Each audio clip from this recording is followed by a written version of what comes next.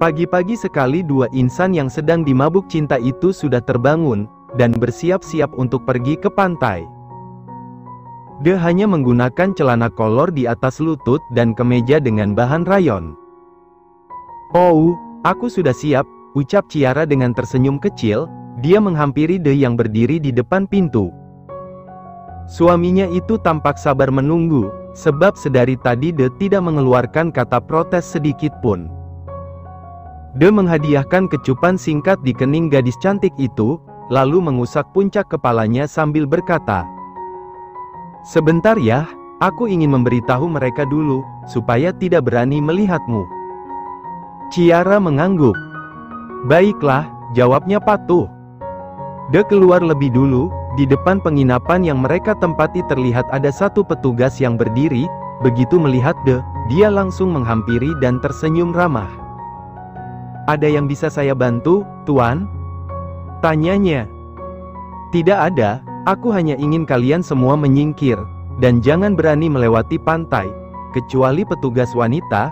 Jelas De yang membuat petugas itu langsung paham bahwa pria di depannya ini sedang memasang mode posesif. "Baik, Tuan. Kalau begitu pergilah, beritahu yang lain, sebentar lagi aku akan membawanya keluar untuk bermain di pantai." Petugas itu pun mengangguk. Dia segera pergi untuk memberitahu yang lain, sesuai dengan perintah De. "Sayang, ayo keluar," ajak De saat dia sudah kembali di hadapan Ciara. Gadis itu pun tersenyum sumringah. Dia mengangguk dan meraih tangan De yang terbuka. Mereka kembali bergandengan tangan hingga sampai di pantai. Bola mata Ciara langsung berubah berbinar saat melihat pemandangan indah di depannya, sementara matahari baru saja bergerak naik ke atas singgasana. Seketika terpaan sinar itu menghangatkan tubuh Ciara. Dia merentangkan tangan, menghirup aroma asin yang begitu khas dengan tempat yang sedang dia pijak. "Sayang, aku suka sekali berada di sini," ucap Ciara. Dua kelopak matanya tertutup sempurna, menikmati angin pagi yang berhembus manja. De mengulum senyum. Dari arah belakang dia mengaitkan jari-jarinya dengan jari-jari Ciara, hingga kepala gadis cantik itu menempel pada dada bidangnya. "Apakah di sini begitu menyenangkan?" tanya De, dan Ciara langsung mengangguk sebagai jawaban. "Kalau boleh aku ingin tinggal di sini saja bersamamu." Ciara terkekeh saat mengatakan itu, sebab De tidak akan mungkin bisa mengabulkan permintaannya. "Kamu benar-benar ingin kita berada di sini selamanya?" De menunduk, lalu meletakkan kepalanya di antara ceruk leher Ciara.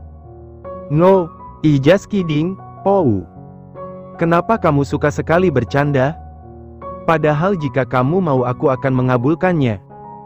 Mendengar itu, Ciara langsung melepaskan tautan jari mereka. Dia memutar tubuh hingga berhadapan dengan De. "Kamu, kan seorang dokter, sayang. Tidak mungkin tinggal di pulau seperti ini, nanti siapa yang ingin kamu obati?" De terkekeh, "Rumah sakitnya yang kupindah ke sini." Ciara mencebik. Dia langsung menusuk-nusuk perut De, dan pria itu tidak diam saja. "Oh, kamu mau apa?" sentak Ciara seraya mengayunkan kakinya yang sudah tidak menapak di tanah. "Sambil menunggu sarapan, kita mandi dulu, sayang." De menurunkan Ciara di air. Tanpa diduga gadis itu langsung mengayunkan tangan, hingga percikan air asin itu mengenai tubuh suaminya. "Aku akan memandikanmu, Pou," ujar Ciara dengan terkekeh keras. Dia semakin berlari ke tengah, dan tak berhenti mencipratkan air ke arah De, hingga tubuh pria itu pun basah. "Tunggu pembalasanku." De menarik tangan Ciara. Kekehan itu baru berhenti saat De membungkam mulut Ciara dengan ulahnya. Dia kembali mengangkat tubuh gadis itu ke tengah-tengah, hingga mereka mandi bersama. Setelah saling berkejaran dan basah-basahan, kini De dan Ciara berjemur dengan tubuh yang terbaring di atas pasir pantai. Keduanya saling merentangkan tangan hingga jari-jari itu bertautan. "Mo, apa kamu sudah lapar?" tanya De seraya melirik ke samping. Wajah Ciara yang putih bersih semakin terlihat bersinar karena menerima pantulan cahaya matahari. Belum, Pou, aku masih suka bermain air. Makanya nanti saja, jawab Ciara. Dia menggerakkan kakinya yang terkena ombak kecil, lalu terkekeh karena merasa ada yang menggelitiki. Kini dia sudah melipat satu tangan untuk menyanggah kepalanya, sambil memiringkan tubuh menghadap ke arah Ciara. Tapi bagaimana kalau kamu yang aku makan? Cih, kamu ini tidak bosan-bosan. Selagi ada kesempatan kenapa tidak? Jangan bercanda. Ini tidak lucu, sekarang kembali ke tempatmu, kita tidak akan melakukan apa-apa. Tapi aku mau, rengek De, yang membuat Ciara menengadah.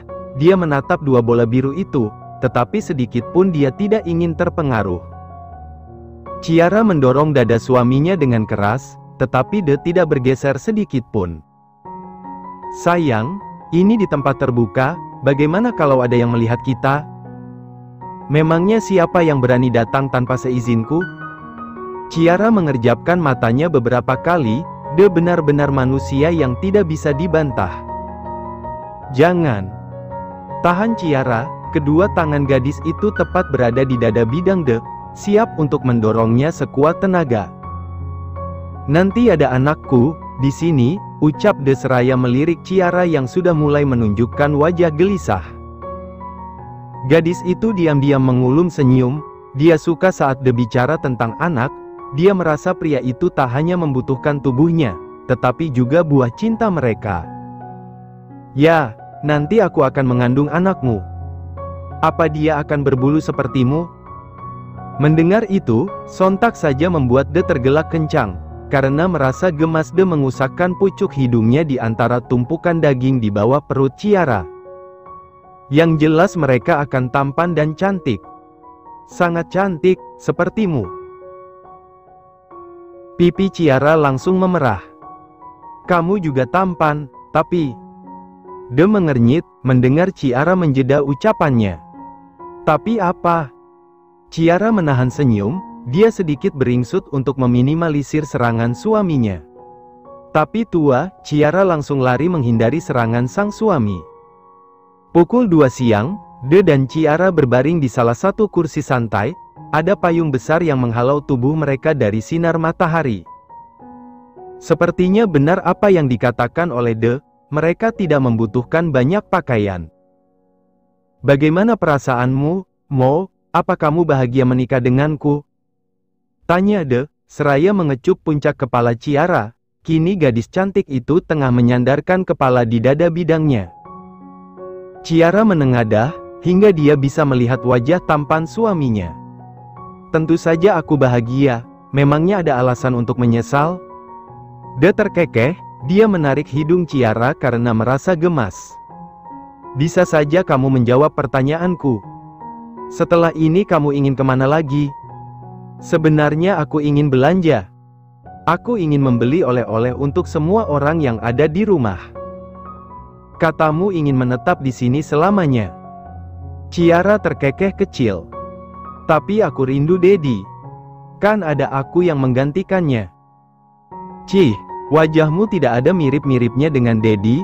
Oh, ujar Ciara seraya memainkan bibir De. Andrew memiliki garis wajah yang lebih halus, juga mata yang sipit, sudah jelas berbeda dengan pria yang ada di sampingnya. Baru saja De akan menjawab, tetapi suara dering ponsel di atas nakas mengalihkan pandangan keduanya. Tangan De terangkat untuk mengambil benda pipih tersebut, kemudian langsung mengangkat sambungan telepon setelah tahu siapa yang menghubunginya. Halo, Mom, sapa De, saat melihat wajah Zoya di layar ponselnya.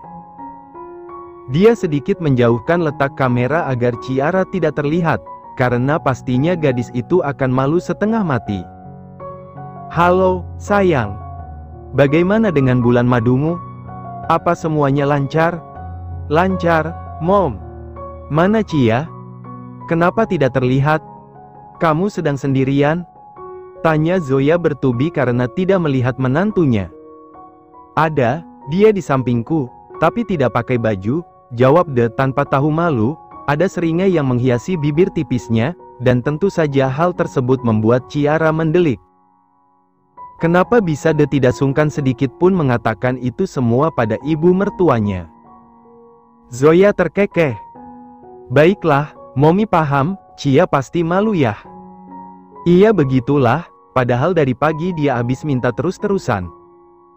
Di seberang sana, Zoya tergelak kencang, sementara De melirik Ciara, gadis cantik dengan bibir mungil itu langsung mencebik dan mencubit pinggang suaminya, hingga De mengadu kesakitan. Au, sakit, Mo. Abis Pou bicaranya sembarangan. Ketus Ciara dengan wajah yang sudah merah padam, tetapi De malah mengarahkan kamera ke wajahnya hingga Zoya bisa melihat keberadaan gadis cantik itu. Ciara ingin marah, tapi melihat Zoya tengah menatapnya, gadis itu pun tersenyum malu-malu sambil menyembulkan kepala. Halo, Momi. Hai, sayang, bagaimana honeymoon kalian? Apakah begitu menyenangkan? Menyenangkan sih, Mom, tapi lebih banyak di kamar. Zoya kembali tergelak saat mendengar jawaban polos Ciara, persis seperti seorang remaja yang sedang curhat pada temannya tentang pria yang dia suka. Awal-awal Cia masih kaku, Mom, tapi makin kesini makin pinter, sambar De. Tak hanya Ciara yang membulatkan kedua matanya. Tetapi Zoya juga melakukan hal yang sama. Itu biasa, De. Namanya juga masih baru belajar. Nanti kalau sudah sering malah kamu yang dibuat kewalahan, ujar Zoya. Dia tak berhenti memegangi mulutnya yang terus mengeluarkan suara tawa. Merasa lucu dengan pasangan pengantin baru itu. Aku menantikan itu semua, Mom. Ciara menautkan kedua alisnya. Oh. Rengek gadis itu sambil mencubit dada De. Apa, sayang? Aku hanya mengatakan yang sejujurnya. Lagi pula, kita sudah sering melakukannya. Tapi tidak begitu juga. Ingin sekali Ciara berteriak seperti itu di depan wajah De. Tetapi tak kuasa karena ada sang mertua yang senantiasa memperhatikan gerak-geriknya.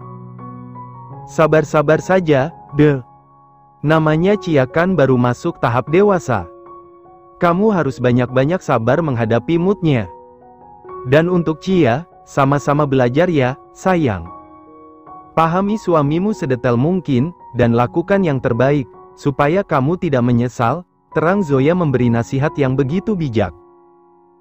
Keduanya pun mengangguk patuh. De menarik tubuh Ciara agar tidak menjauh, hingga Zoya bisa melihat keharmonisan anak dan menantunya. Ya sudah sana dilanjut. Momi tutup ya. Dan panggilan pun terputus, De dan Ciara saling pandang, seolah bertanya dengan sorot mata masing-masing, setelah ini mereka akan melakukan apa? Tiba-tiba De menyeringai. Ularnya sudah kenyang di luar. Saatnya masuk sarang.